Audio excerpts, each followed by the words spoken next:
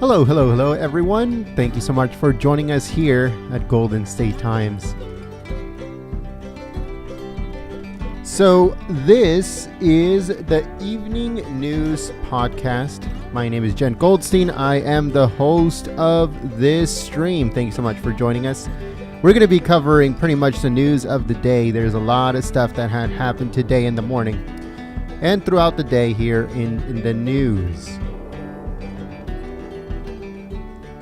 We're going to begin in just a few moments.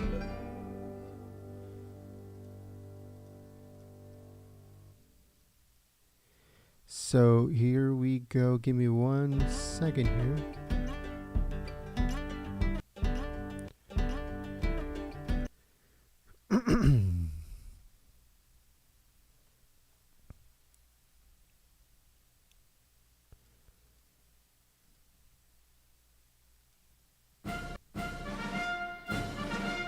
Sorry about that.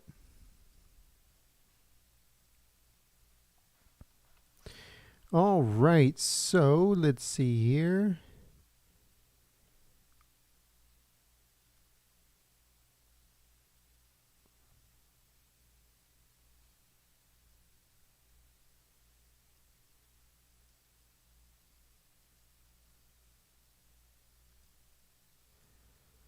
All right, so we're getting everything ready to go here. Thank you so much once again for joining us here at Golden State Times. If you guys can please just share the live stream on social media, that would be amazing. Thank you so much for joining us here at Golden State Times. A lot of news has been going on throughout the day. Some of it, as you guys know, Nancy Pelosi has COVID. The sister of Joe Biden has COVID. There are also some within the administration that also have COVID. So there's definitely an outbreak going on right now in Washington, D.C. More information on all of that on our website, goldenstatetimes.com. Again, that's www.goldenstatetimes.com. Everything on our website that we're going to be covering is on there at goldenstatetimes.com. So make sure you guys go and check it out. Thank you so much for joining us here at Golden State Times. All right, so I believe that we are going to start off with Nancy Pelosi being infected with COVID-19. So this comes courtesy of goldenstatetimes.com, like I said. So Nancy Pelosi, 82, tests positive for COVID just 1 day after she visited the White House. As you guys remember, Nancy Pelosi was at the White House for not only the signing of a new bill, but also when Obama was at the White House. So it says a maskless Pelosi and several other senators and Congress members joined Biden on Wednesday for the signing of the postal reform bill. So there's a lot of pictures there of Nancy Pelosi being maskless with Biden and other Democrat lawmakers at the White House. Not only was she there then, but she also was there when Obama was there. It says that Pelosi tweeted that she was positive with COVID-19, but she at the time says that she was asymptomatic. Again, all of this information is on our website, goldenstatetimes.com.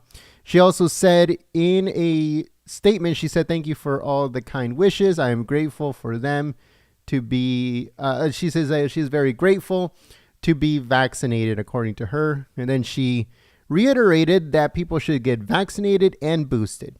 And she is triple vaxxed and, vaccinated and boosted. And yet she still got COVID. So it says that Pelosi's deputy chief of staff, Drew Hamill, revealed that the House Speaker's positive diagnosis early Thursday said that she is now following CDC guidelines and is quarantining.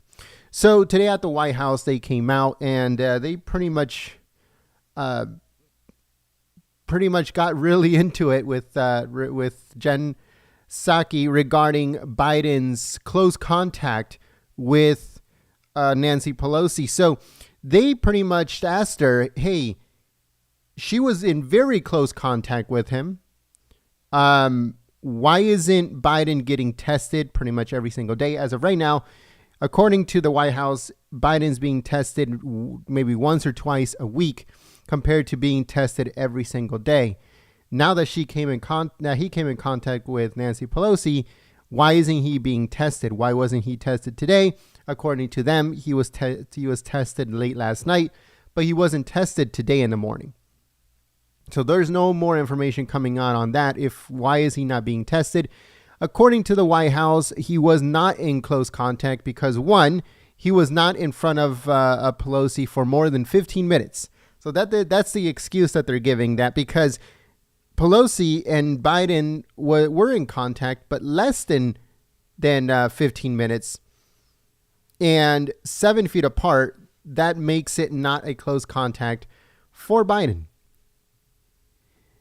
So it says that following Pelosi's announcement, the White House said that Biden tested negative for COVID Wednesday night, I guess after they found out that she had COVID, meaning Nancy Pelosi. And it says Biden is not considered a close contact of Nancy Pelosi as defined by the CDC. It says that Biden saw the speaker at the White House event and had a brief interaction over the course of the last 2 days, meaning the day of the signing, and also when the other guy, Obama, he was at the White House for an event. But let me show you guys real quick. So they're claiming that there was no close contact, but yet they're okay with this. So let me show you guys real quick. Let's see here. Let me get something fixed for you guys.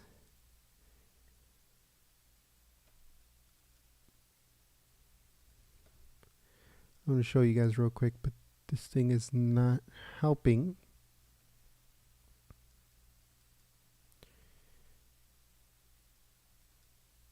Okay.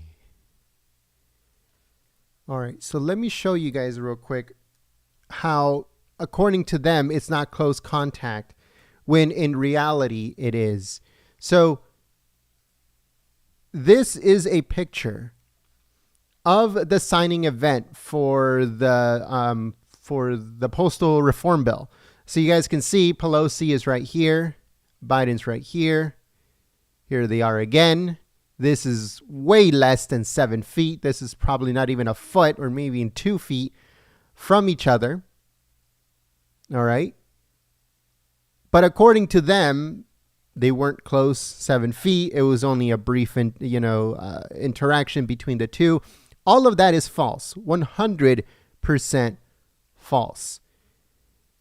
And that's the same reason why the reporters today were really, really going after Jen and her false narrative saying that there was Pelosi is not considered a close contact to Biden when she 100% is.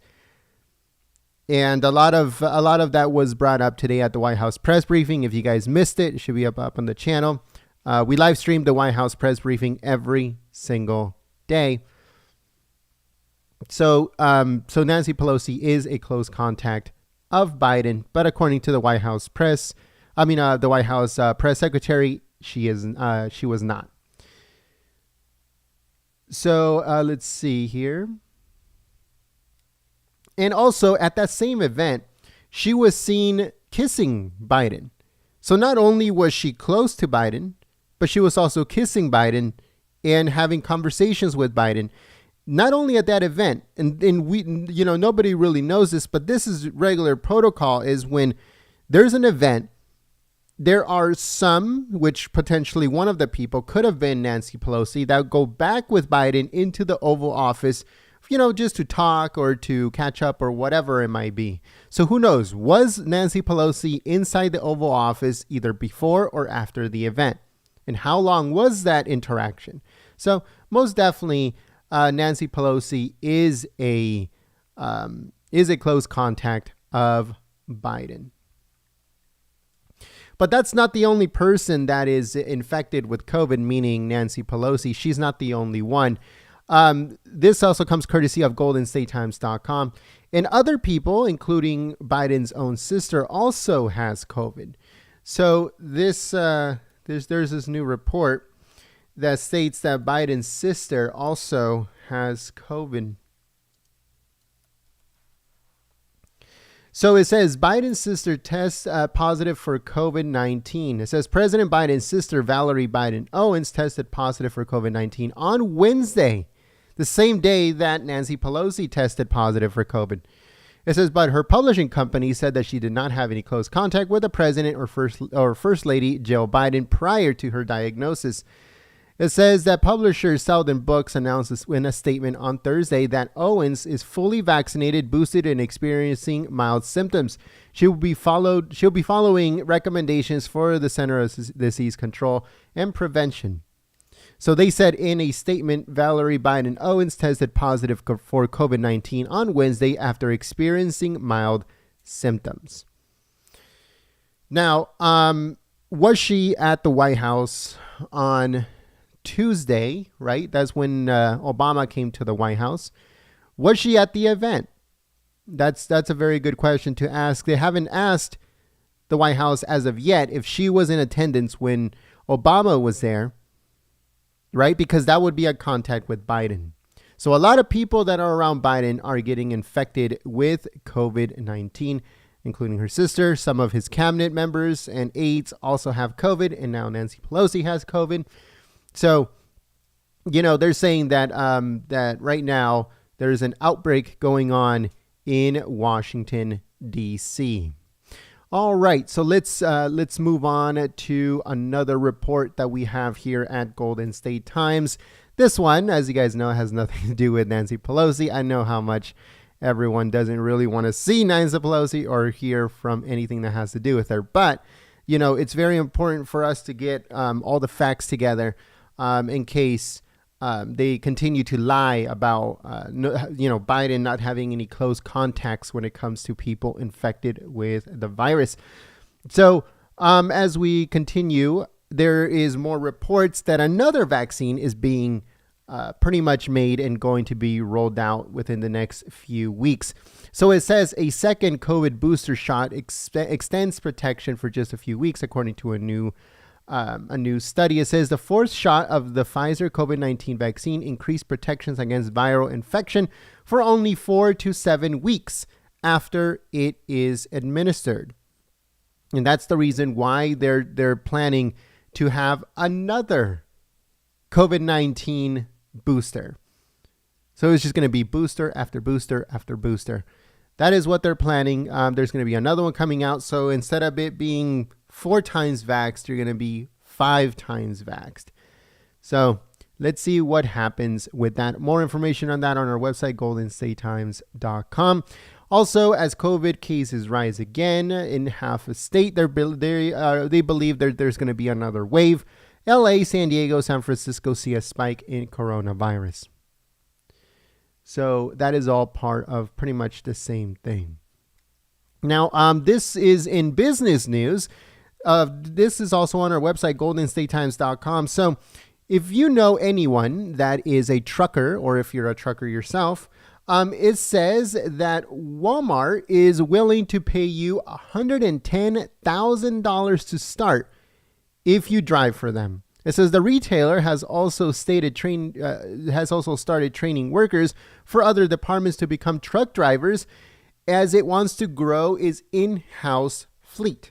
So if people that are working already for Walmart in other departments want to become truckers, they can. They're going to start training them. But if you are already a trucker and you're looking for, maybe another job or to go from one part of trucking to another, well, Walmart is saying we'll pay you $110,000 to start, trying to lure more truckers in to work for them.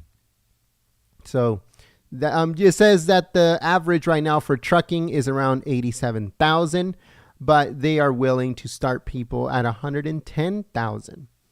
So exciting news for people who are in trucking. Let's see what else is in the news for today. So we have, give me one second here.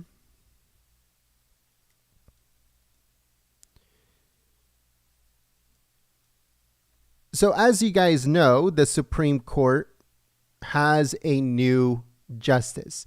So the Supreme Court has confirmed the Biden nominee, Jackson.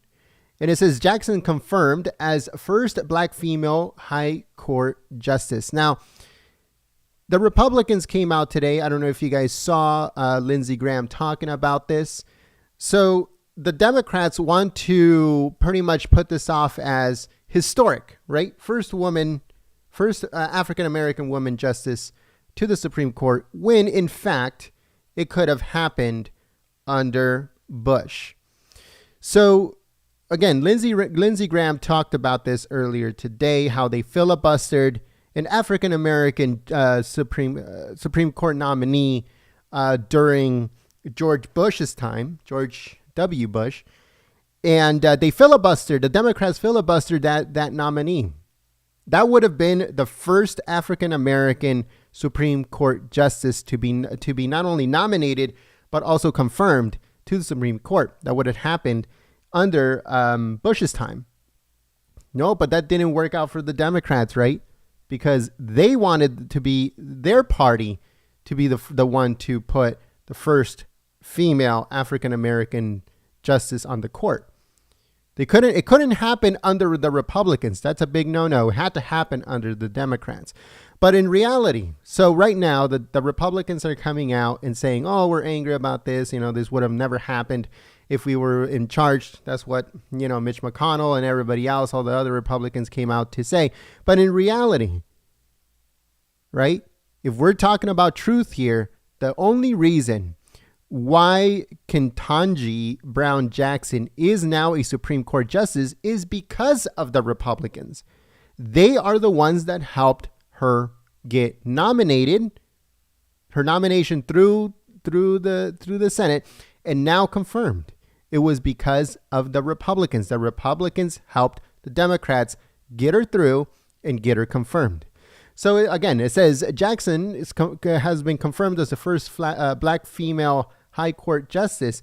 It says the Senate confirmed Ketanji Brown Jackson to the Supreme Court on Thursday, quote unquote, shattering a historic barrier, which is false, 100% false. It would have been a conservative first female African-American nominee to be confirmed to the Supreme Court if the Democrats would have not filibustered that confirmation under George Bush. So it says that, let's see here, Jackson will take her seat when Justice Stephen Breyer retires this summer. So she will not begin her position probably until October. That is when the Supreme Court comes back into session.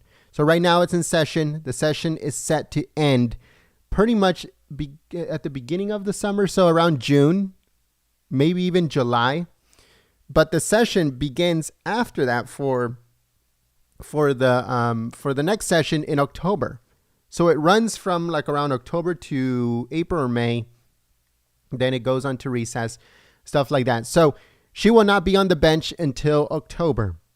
And this is very interesting stuff because, as you guys probably know, DACA is going to be one of the cases that is going to come up on the court in October, right? So Biden's going to have already a nominee in by the time that DACA comes in for oral arguments and for a decision. Now, a decision on DACA will not happen this year, 2022. It most likely will happen in 23 or 24.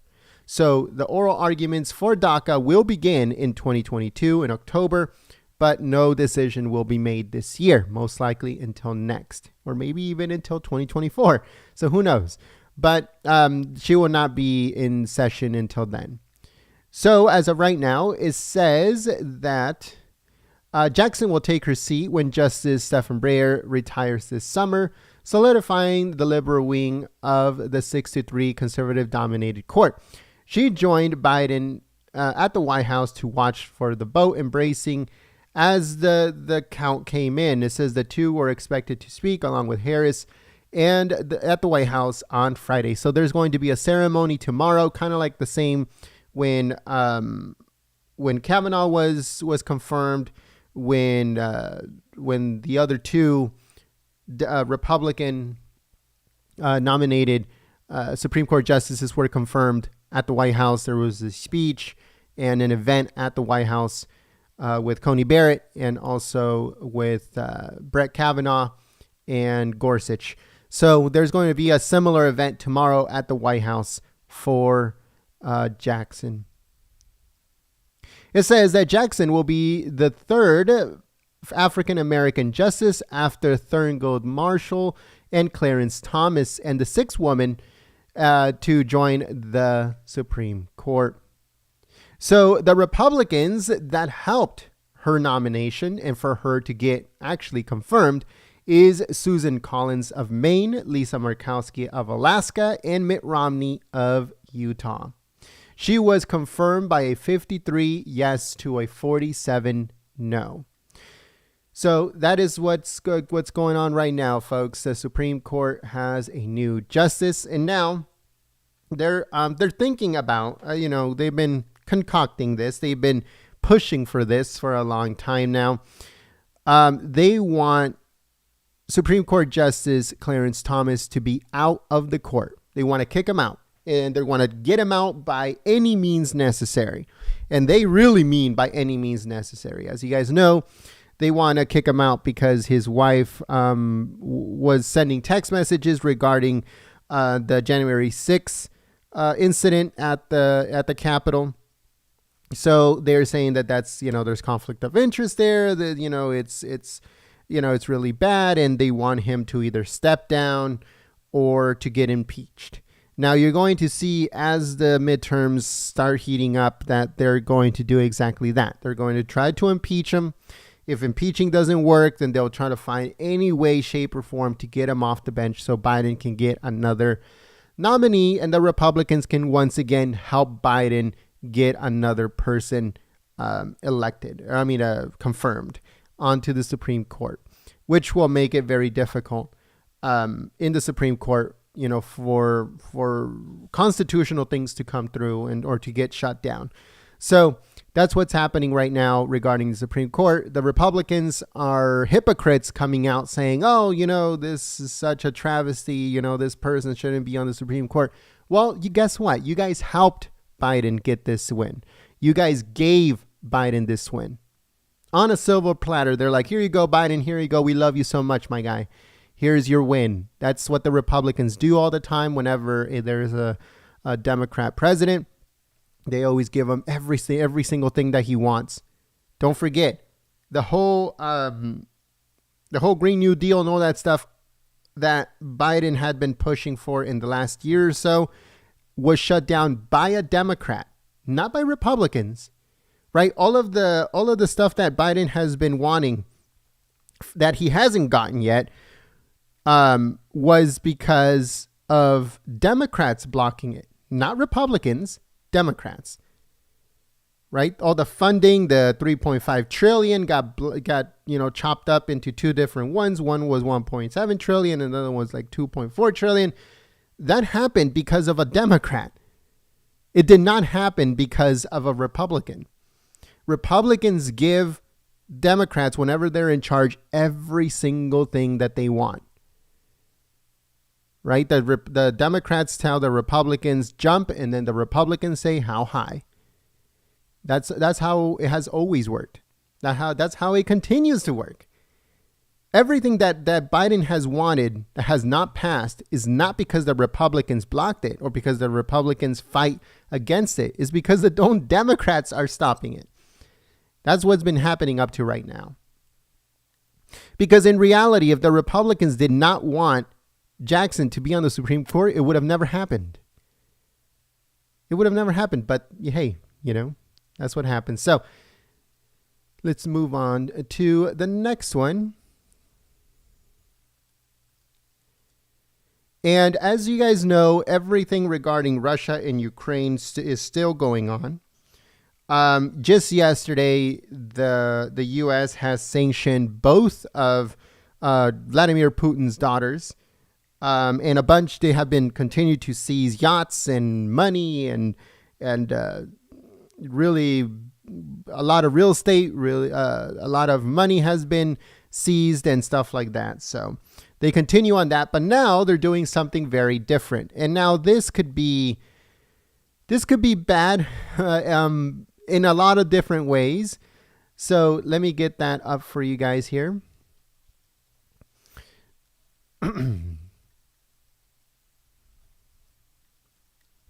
This is on our website, goldenstatetimes.com. Again, that's www.goldenstatetimes.com.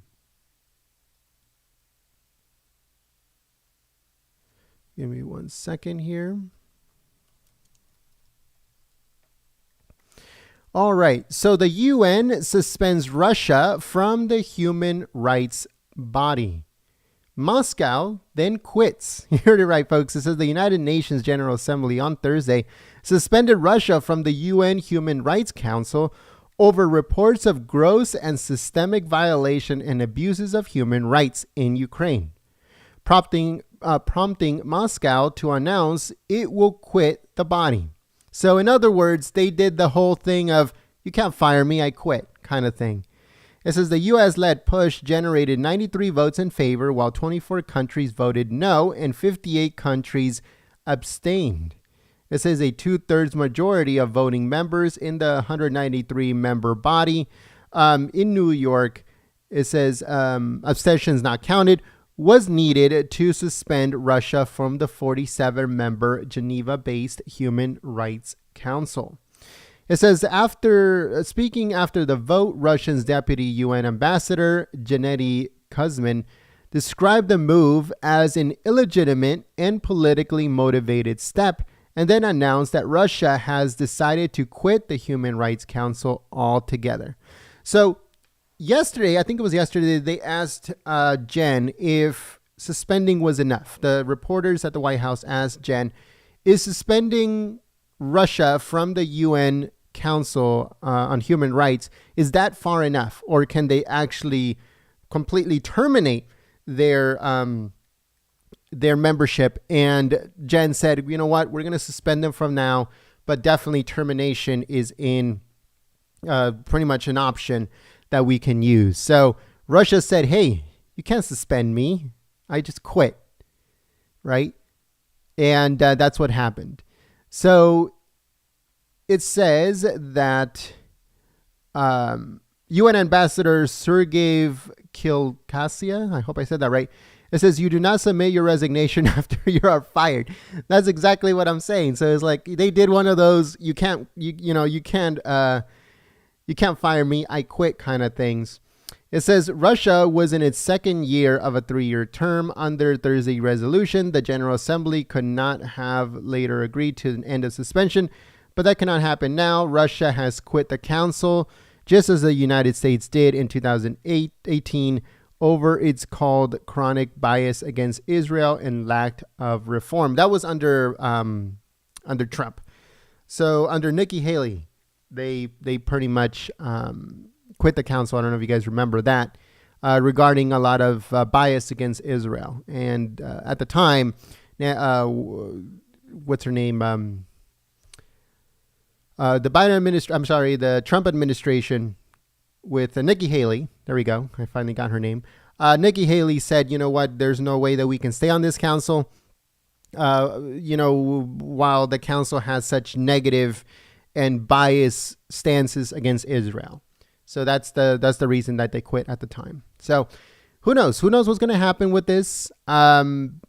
It's very crazy what's happening right now with the whole, Russia being pretty much pushed off of everything around the world, being banned, being restricted and stuff like that.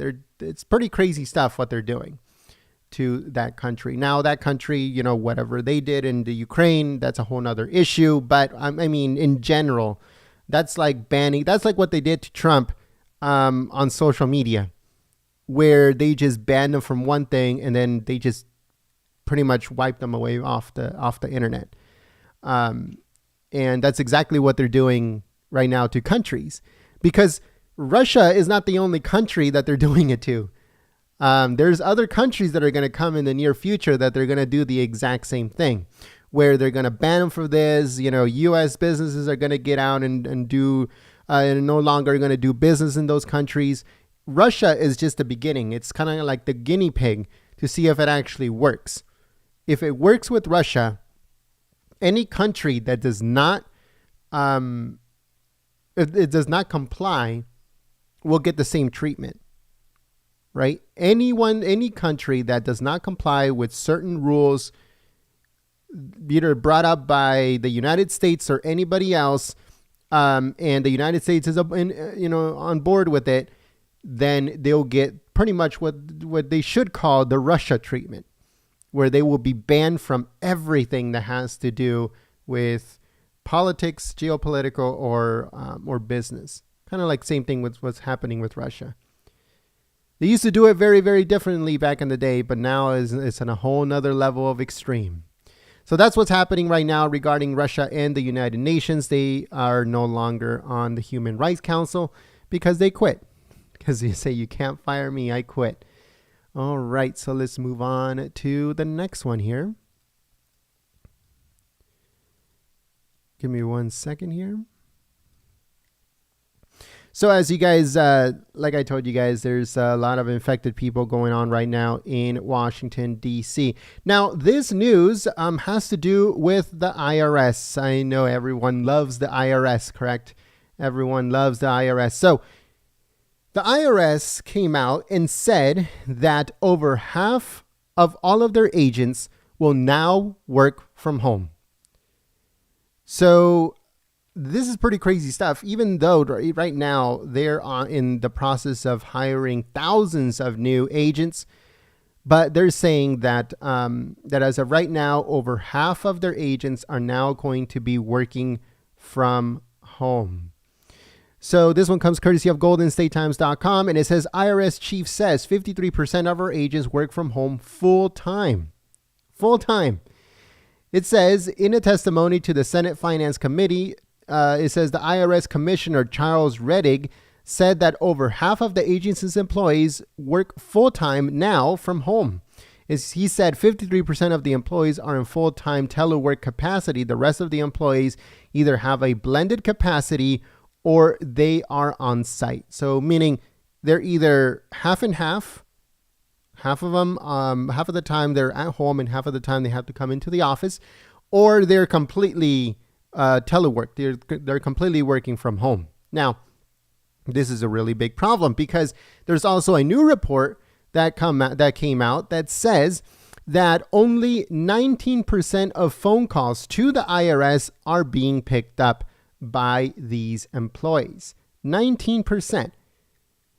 And it's very true because just recently I had to call the IRS regarding something that had to do with taxes, and I waited for 2.5 hours. When normally, let's say in 2016, 17, I waited, a good amount, maybe 30 minutes, 40 minutes, depending. And that's at the very beginning. Like, say if you call very early in the morning, like 6 a.m., let's say, right when they're about to begin, you wake up extremely early and you call them up and you be one of the first ones on there. So you only wait half an hour for them to answer you. Well, no, it doesn't matter what time you call. You can be the very first caller, but they're going to only pick up the phones 19 to 20% of the time now that they're working from home. It says IRS Commissioner testified in the Senate Finance Committee today, and it said that the agents are only picking up 1 in 5 taxpayer phone calls. 1 in 5. That is around 19 to 20% of the amount of calls that we get. It says that, as you guys know, 53% of the IRS agents will now work from home. So you pretty much either have to wait hours and hours and hours, between 1 to 5 hours, for you to get your call picked up, or for you to get a call back. Right? From 1 to 5 hours. And even then, only 19 to 20%, 1 in 5 calls will be picked up at all. So right now, there's no guarantee that even if you do tell them to get a call back, you will ever get one. There is absolutely no guarantee. So whenever you have questions or anything like that, there's going to be no way for you to get answers.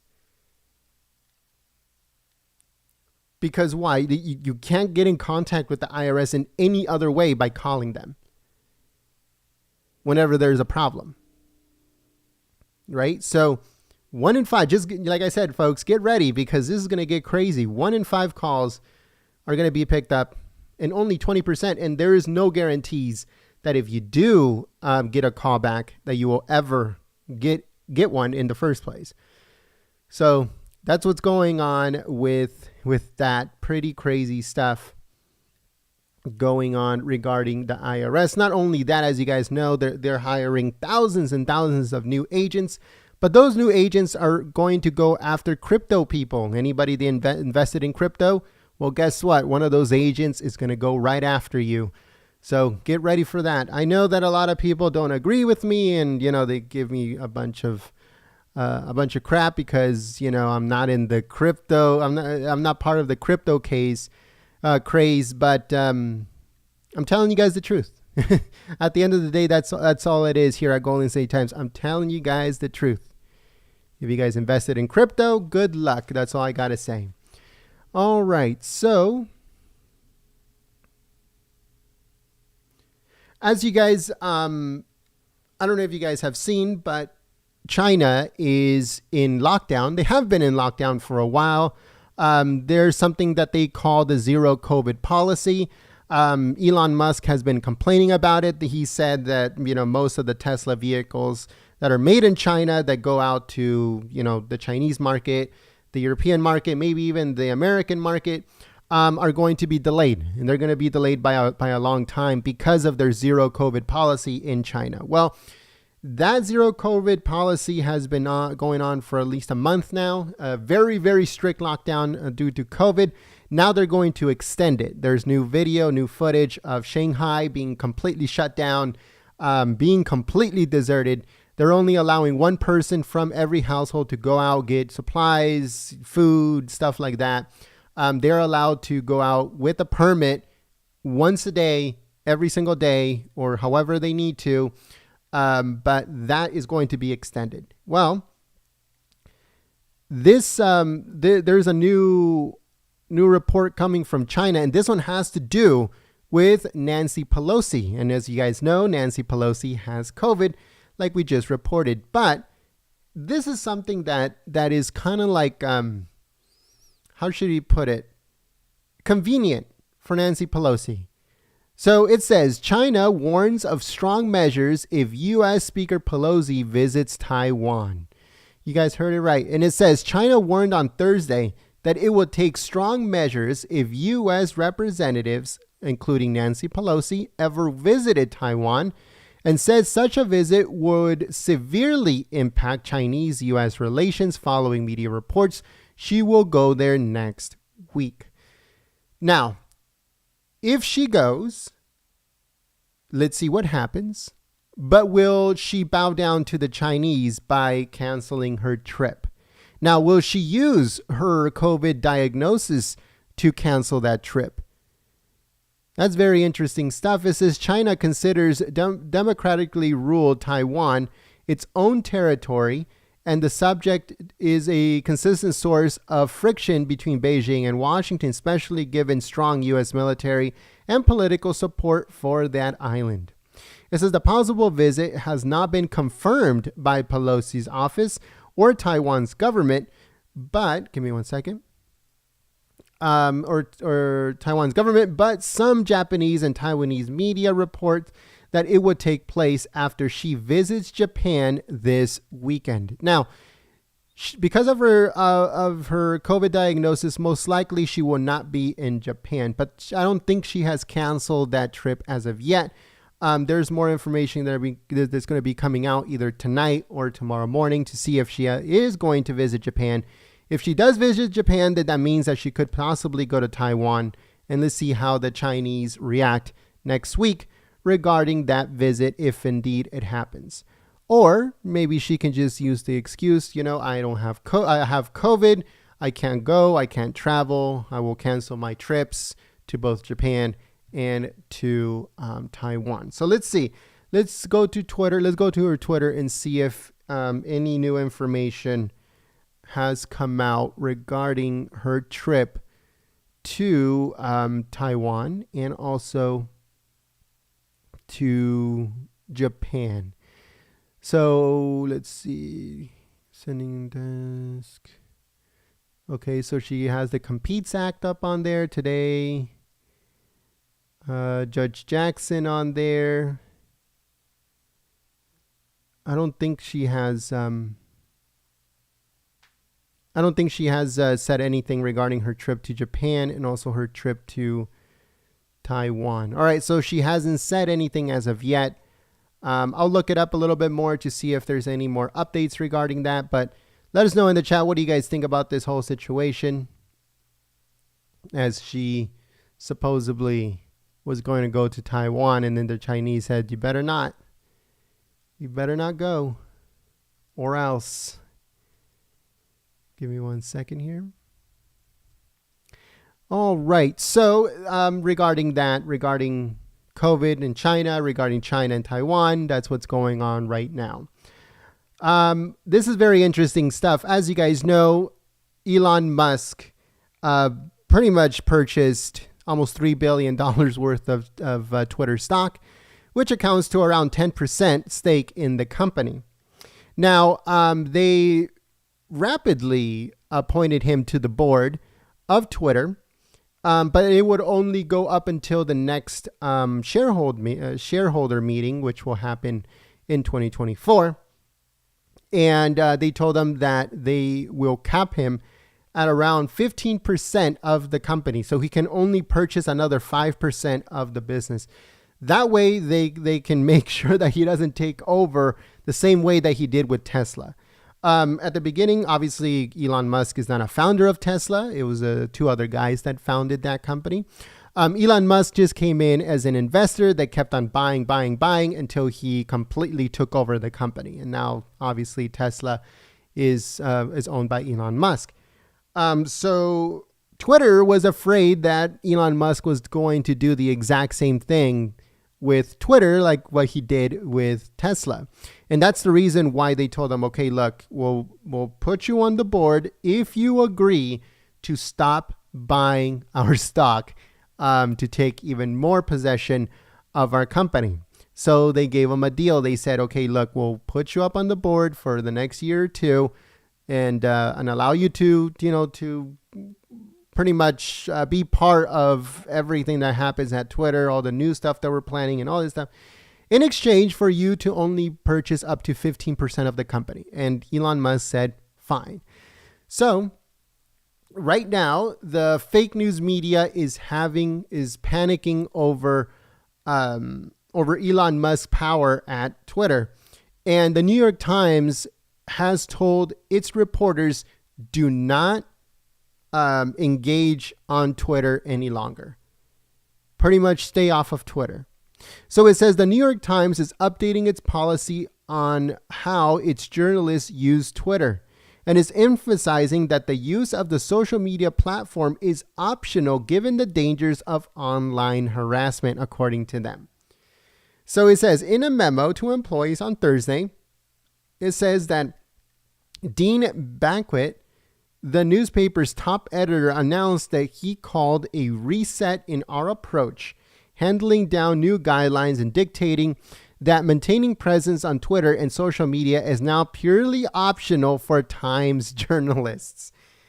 That's so funny. And I also saw a report yesterday. It could be a meme. It could have been fake, but it's also a good note. So yesterday I saw this post on social media that an account on Facebook that is actually, it has the little check mark on it from Elon Musk said that if he should buy Facebook. Now, if he did that with Twitter, I'm pretty sure he's also thinking about Facebook. And I'm also pretty sure that he's thinking about others. But It'll be funny if he actually does buy stock in Facebook the same way that he did with Twitter, but who knows? So this is the reason why it's terrifying, the fake news media, and they're saying to their journalists, look, you don't have to be on Twitter. We're not going to force you to put our fake news reports on Twitter. If you want to be on there, it's quote unquote now optional. So it says that editor from the New York Times wrote that he has been hearing from staffers about the challenges that Twitter presents, writing that staffers at the leading quote unquote leading national newspaper often can rely too much on Twitter as the reporting and feedback tool. Such feedback, according to them, can be harmful to the Times journalism when our feeds become too much of an echo chamber. So he said in a statement, quote, if you do choose to stay on, we encourage you to meaningfully reduce how much time you're spending on the platform, tweeting and scrolling in relation to other parts of your job. That is funny. And I actually saw this this documentary. It was actually by Brian Stelter, which is the guy from CNN, the weird looking bald guy. He used to work for the New York Times as a reporter, and he came out with a documentary regarding the New York Times and how it is in the newsroom and all that stuff. And he was the one that pretty much put everybody on Twitter over there at the New York Times. And he told them, you know what, if you're not on Twitter as a reporter, then what are you doing? The best place to find news, to report news, to find out updates and to know what's going on in the political world and also in the news world is by Twitter. And it's true. It's very, very true. Twitter is an excellent form of information, of getting information, releasing information in real time. It's a fantastic area for reporters to put out news and updates and scoops and stuff like that. It's a very, very good place. Obviously, a lot of people give it a bad name because they want to say and post a bunch of stuff that pretty crazy things. And then when they get shut down, they complain, right? There's that problem.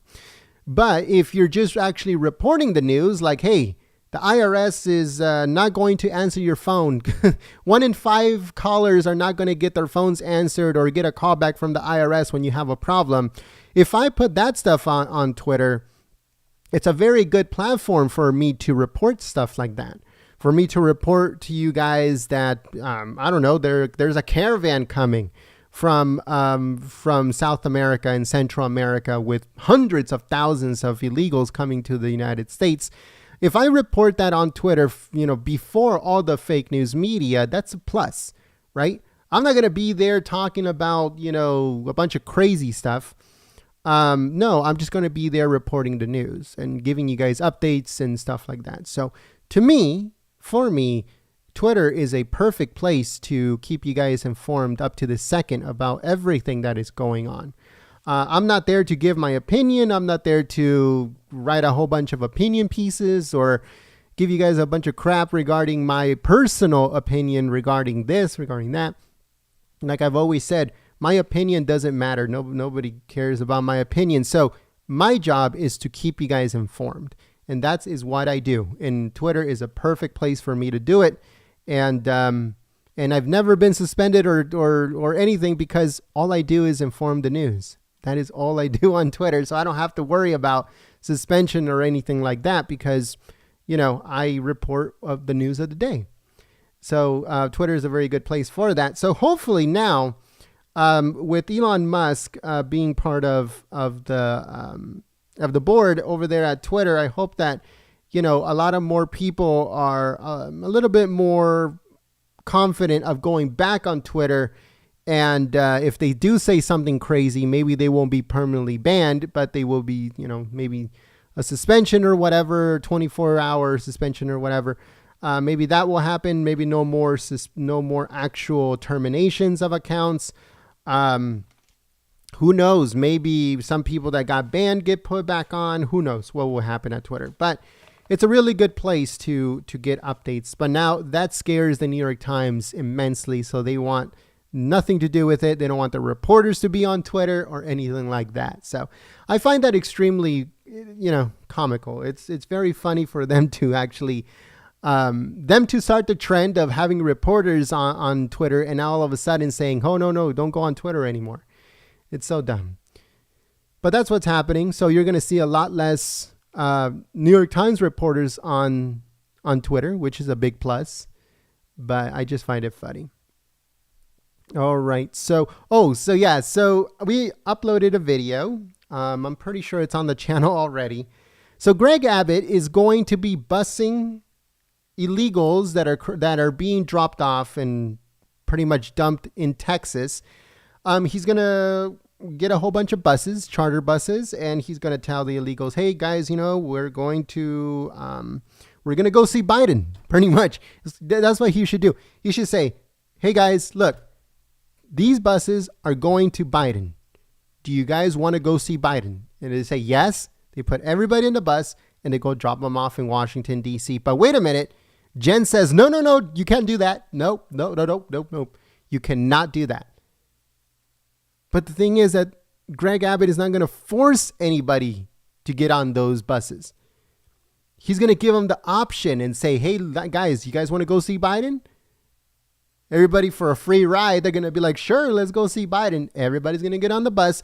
They're going to be dropped off in Washington, D.C., and that's going to be that. Let's see what the Democrats do with everyone that gets dropped off in the liberal city of Washington, D.C. But according to Psaki, they're saying it's just a publicity stunt. They can't do that.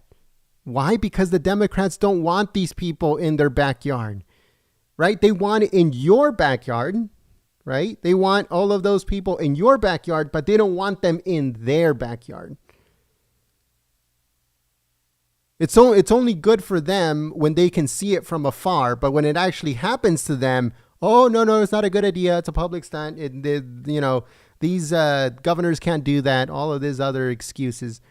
So White House Press Secretary Jen Psaki on Thursday dismissed Texas Governor Greg Abbott's vow to bus migrants who illegally crossed the southern border to Washington, D.C., and she called it a public stunt, which is not.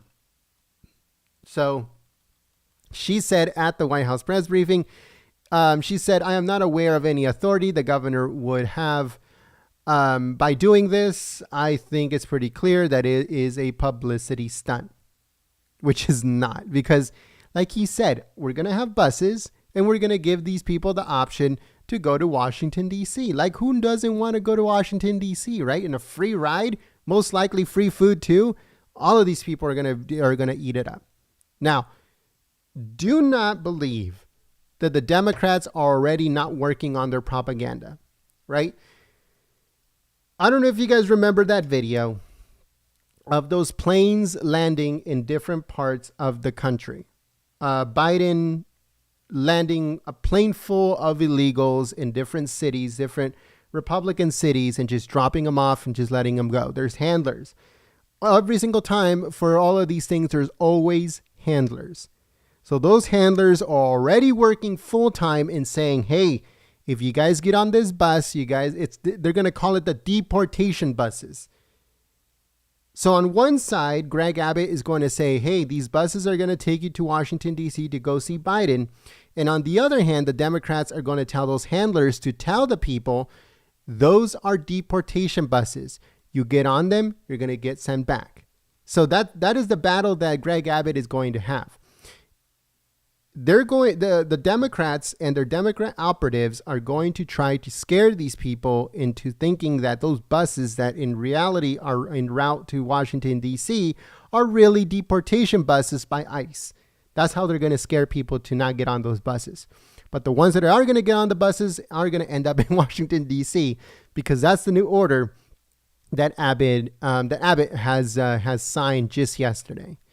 So very interesting stuff of what's happening regarding Texas. And also, Greg Abbott said that in Texas, the wall is being built as of right now. So let's see what happens with that.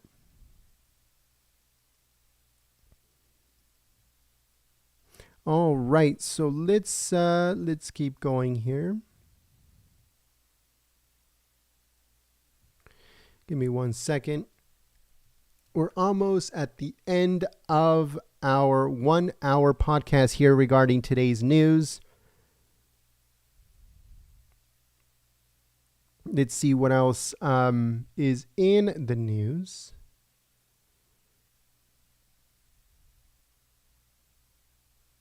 Oh, so in world news, Le Pen surges against Macron ahead of the French election. Very interesting stuff. So give me 1 second here. All right. So this is for the French election. So this is foreign news. It says French President Emmanuel Macron has positioned himself pretty much a lot of the French people have turned on him. Now he hasn't positioned himself as an idiot, but a lot of French people have already turned on him. So it says the polls in France are showing that a far tighter race is happening than anticipated by the last-minute surge by fierce French nationalist Marine Le Pen, who has widened the appeal of her National Rally Party among mainstream voters by softening hardline stances on immigration and focusing her campaign on economic issues such as soaring living costs. So it looks like the gap between Le Pen and Macron is shortening. Who knows what's going to happen? But more information on our website, goldenstatetimes.com, regarding Le Pen and Macron. But let's see what else is on here. All of these news are on our website, goldenstatetimes.com. Again, that's www.goldenstatetimes.com. All right, folks. So again, all of this news is on our website, goldenstatetimes.com. This is the very first time that we've done this, so I hope I did good. But let me know in the chat. We're going to try to do this either every single day or maybe once every other day, depending on how much news, depending on how much updates. As you guys know, there's tons of news every single day. But, because of time constraints and because of live streams and stuff like that, we're usually going to do it at 4 p.m. Pacific, that's 7 p.m. Eastern, for the evening news. But yeah, so thank you so much for joining us. Let me know how I did. We covered a whole bunch of news for the day, but we hope that you guys join us tomorrow for more. Not only that, but during the day, we're going to have live streams, White House press briefing, Pentagon press briefings, State Department press briefings, Republican press briefings, and press conferences. So a lot of stuff is going to happen tomorrow. As you guys know, the White House is going to hold an event for the new Supreme Court justice that has been confirmed. So make sure you guys join us for that.